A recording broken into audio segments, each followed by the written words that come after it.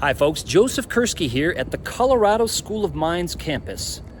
Let's talk about what we will do in the GEGN590 course. Specifically, how to be successful in this course.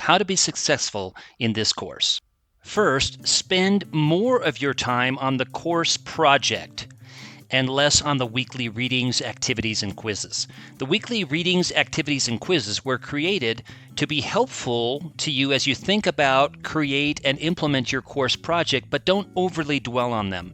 Spend most of your time thinking about creating and executing your project. That is the focus of the course.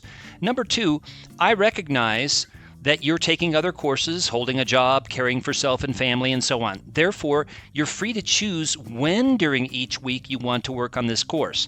In other words, you can work on it on Saturday morning, you can work on it on Tuesday afternoon, etc. Sometime during the week.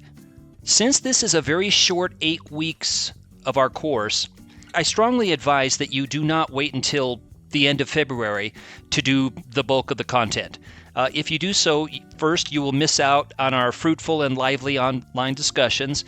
And number two, your fellow students will miss your contributions. And number three, there's just too much work to complete if you wait until toward the end of the course to do everything.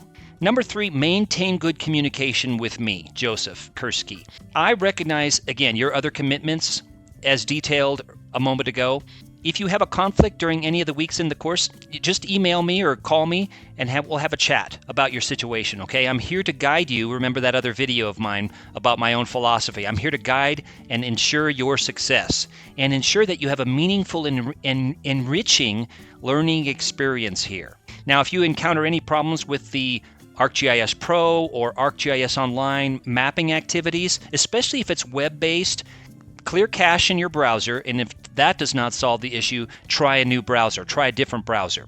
Now, I, as you know, am focused on teaching and learning with GIS. That's my research area. I care most about the learning that takes place in this course. So if you can't move beyond a certain step in a certain activity, by all means, feel free to give yourself permission to move on and include a note from me rather than spending your valuable time getting unstuck from any one particular step. Now, getting stuck in a GIS environment is actually quite instructive because it teaches us tenacity and workarounds and problem solving. So some of that's good, but don't send me a note, hey, Joseph, I spent 4 hours trying to get this thing to work.